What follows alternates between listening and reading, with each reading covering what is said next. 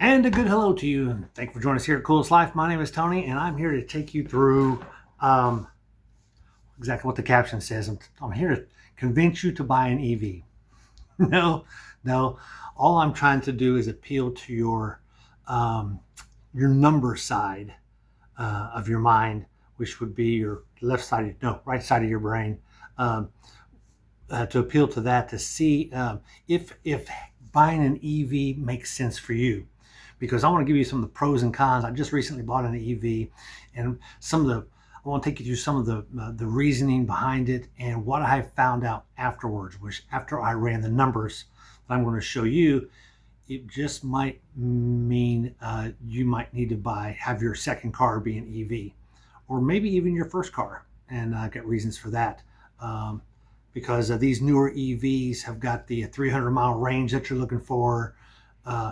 But then again, I'm going to go through some things that a great question I want to have you think about is, do you really need a 300-mile range? How many miles do you really go per day on a daily basis? Most of the time, 90% of your time.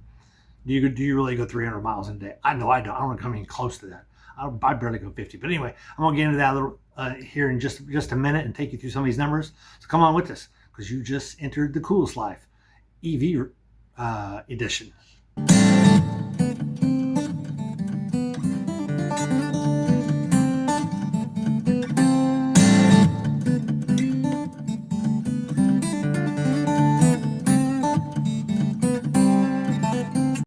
Oh, boom. The lighting all changed. It actually got darker outside, so I turned my light on up here. It's giving me a yellow hue. So I'm going to take you through a few things. One, I'm going to try to compare, explain to you what a kilowatt hour is, why does it matter, and also what total range is, and kind of walk you through some of those things of what matters and what really doesn't matter when you're talking about these numbers, comparing them to a gas car. And I'm going to throw some different scenarios at you to show you just exactly what makes sense and what doesn't. The other thing I'm going to do is I want you to see that there's a difference in EVs as far as their range goes. Just like cars, gas cars, there's a difference. Not everybody gets the same gas mileage. Simple as that. Not everyone has the same gas tank size, like that. So just keep that in mind. So I want to get this thing turned around here and point my camera toward my computer screen here so you can see it just like I do. All right, so let me just show you some of these numbers here. I'm going to point with my handy dude. There's a storm going on outside, so if you hear some thunder, that's what it is. It's not my wife throwing stuff at me or anything. So what I did over here was I broke down some of the things that what my software from my phone that I have, which I can link my phone up to my car, tells me exactly how many miles I've driven in a trip, and that sort of thing. So I just want to give you some different scenarios as far as some different trips I've shown you here. One is a 7-mile trip. I use 1.52 kilowatt hours, and each kilowatt hour is costing me 9 cents, only because I'm charging this in the middle of the night is when I do my charging. I do it when the rates are lower, and I'm here in Florida, and the rates right now are running 9 cents in the middle of the night. During the day, they run 17 cents. I'm going to change some of these numbers here in just a minute just to show you how they compare. But I had another trip here for 10 miles, one for, it gave me a summary of an entire week where I went 240 miles. This is a great example here of how many miles do you really drive in a week? Someone said, well, I'll never buy an EV unless it goes 300 miles. Why? You don't drive that in a day. So you need to be concerned with what you're driving during the day, because you can charge your EV in the middle of the night, and cost you zero time. How long does it take you to fill up? How long does it take you to charge your EV? Yeah, let's talk about that. Well, I don't go to a supercharger unless I'm traveling. So if I'm in town, I would never go to a supercharger. I would charge at home. So therefore, how long does it take me to charge? About 30 seconds. Okay, because I plug it in, I leave it charged overnight, and it's charged again the next morning. Now, just like you, I don't get gas every day in my other car.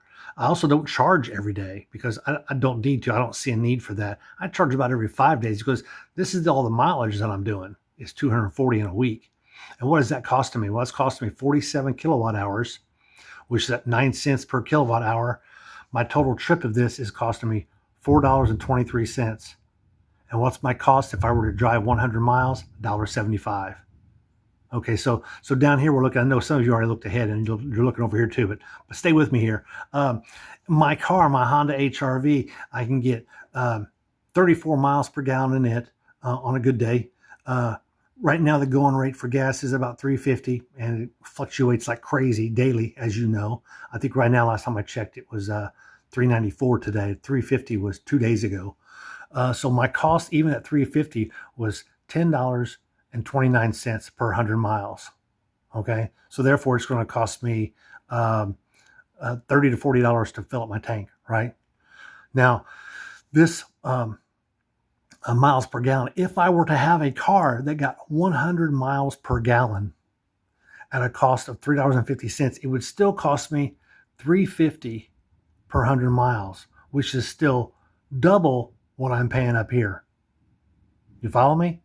You see how this doesn't make any sense not to have an EV? Or at least if you have two cars, make sure one of them is your daily driver being an EV. I'm not talking about a hybrid. I'm not talking about a hybrid at all. The reason why you put a hybrid in here and you're talking about, oh, gee, let me think, my hybrid gets better than that. Oh, gosh, I'm getting 55 miles per gallon in my hybrid. It's still costing you $6 per 100 miles, and I'm paying $1.75.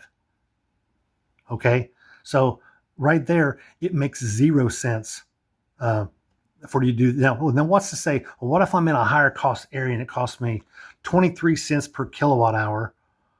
How much is that going to cost me? Okay, at 240 miles, my cost per 100 miles is still $4.47. And this is at 23 cents, which I'm not paying 23 cents. The highest rate here in Florida right now is 17 cents. If I were to go to a supercharger, yeah, a supercharger can easily cost you 29 cents, sometimes 39 cents. But even at that, let's try 39 cents. Even if my supercharger is going to cost me 39 cents, it's costing me $7 per 100 miles. Now, that's getting closer to here, but my car doesn't get 55 miles per gallon. It gets 34 miles per gallon. And so it's still costing me more, even at this high rate, at 39 cents per kilowatt hour. It's still only costing me $7.58 per 100 mile as opposed to this. Now, I'm going to do my best never to use this unless I'm on a long trip. Between now and September, I'm probably not going to use this. Okay, I'm not going to be spending that. I'm going to spend this instead. Is what I'm going to do. That's what I'm going to spend to afford me to go 100 miles. Is $1.75. Okay, so it depends on your trip and how you drive, which is why this is going to fluctuate, just like your gas mileage does. In town, out of town, stop and go traffic. You know, you're taking all that, the weight of your car, how much junk are you hauling, all that's going to take into account of, it's going to make this cost per mile, just like it does in your regular car down here. Okay, so now if you look at things even further here, you can see what it is. My battery inside my car is a 64 kilowatts. They make an EV6, which Kia makes this. They got 84. Your Tesla Y's got an 82. And this is 2025s is what these are. Because I didn't know 2026s were actually out and accurate. Your Mustang E, he's got 98 kilowatt. Now I mean, their batteries are bigger, right? It doesn't necessarily mean you're going to get a whole lot more miles out of them. And definitely doesn't mean they get a better mileage out of them. This one here actually says their a mileage rate, they get 4 miles per kilowatt out of 82. So they're getting 337 out of this Tesla. So that's a pretty good. Now, again, do you need this? No, unless you're going on a long trip, you really don't need this. And a lot of these fast chargers, I know these Tesla Ys, you can charge them from about 10% to 80% in 18 minutes. That's about how long it takes you to gas up your car. Also, the difference is, maybe one thing you didn't think about. When you go up and gas in your car, you have to sit there and babysit that thing until it gets full, don't you? You can't be going inside. You can't wander around. In fact, I think it's almost against the law to leave it running while you're not standing there. On an EV, you plug that thing in and walk away. You go inside. you're sitting in there at the Arby's at the gas station, or the wherever this is, not the gas station. Well, maybe it is a gas station. Wherever this is, you're using the restroom. You're doing all those things. Maybe you're actually going to sit down while you're there because you got time. You're going to sit down and eat with the family while your car is charging. You can't do that when you're pumping gas. When you're pumping gas, you got to be there pumping gas. Okay, so that's kind of a difference in philosophy. It's a different way of life, is what it is. So just keep that in mind when you're talking about your EVs.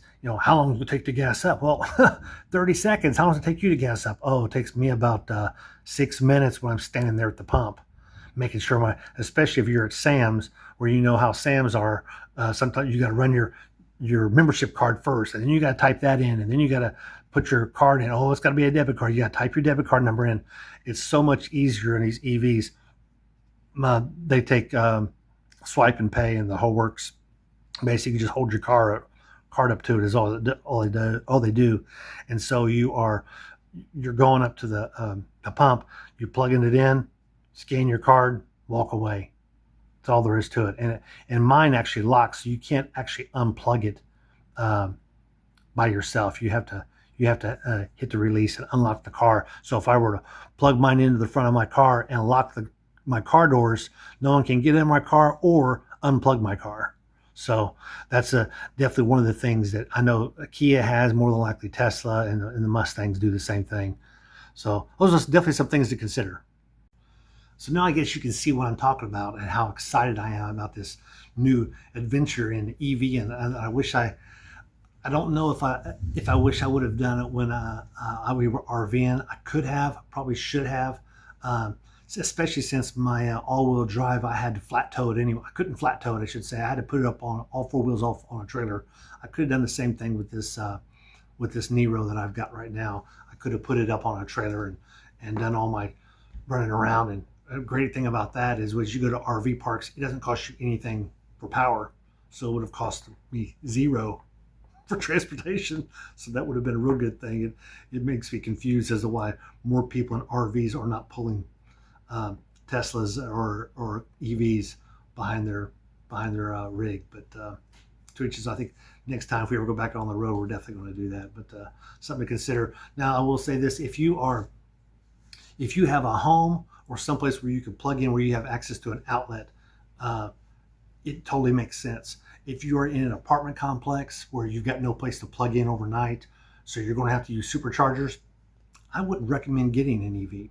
You could save a little bit of money because you're going to find the superchargers that are cheaper than price per gallon for gas than what your going gas rate is.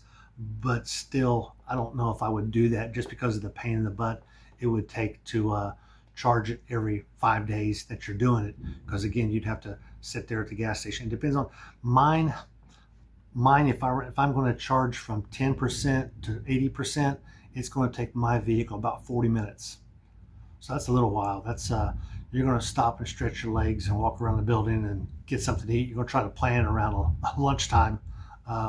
Definitely a time to walk the dog if the dog is with you. So those are definitely some things to consider. However, if you're in a house and you don't necessarily need to get a level 2 charger. Level 2 charger, I got one of those, and you probably saw in my other video.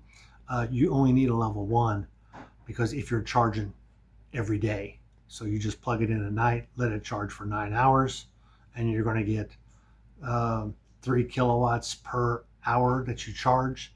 But if you just keep it charged like that, at the end of every day, you're only using 10 or 20%. So by the time the next day comes around, you can have it be back up fully charged and just keep it fully charged. But I've got a little faster charger than that, which is why I'm only going to charge mine about every 5 days or so. At 9 cents per kilowatt hour, costing me $1.75 for 100 miles. So that's pretty cheap. It really doesn't make any sense at this day and age not to, especially this. A lot of these EVs are coming back as lease vehicles, and so the people are only putting 24,000 miles on them in 3 years, and they're bringing them back and they're selling them, and you're getting them dirt cheap. I mean, mine was a $42,000 list price is what it sold for. It was listed at 45. I think it sold at $42,000, and I bought it for $16,500. So they're out there to include Teslas. You can buy a really nice EV6 for $22,000 going on right now. So now would be a great time to buy. I think in a year we may trade the Honda in on an EV6 because I just really like them. I think they're cool. But looking on down the road that way. But put some comments down below if you want to see me do some more EV car type stuff. I'm going to try to be doing a trip in September. I'm going to take a trip to Georgia and I'm going to take a trip to Indiana in it. So I'm going to deal with the superchargers, which I don't want to deal with, but I'm going to do it just to see what it's like. Not that I haven't used a supercharger, I have one time, but I don't plan on using it in town anymore. I'm going to charge at home. It just makes sense. Anyway, please be sure to like and subscribe. I hope this helped you out and maybe gave you some insight as far as owning an EV if you were on the fence about it, or some things to consider. I'll let you go because I didn't get back here and live the coolest life. EV edition.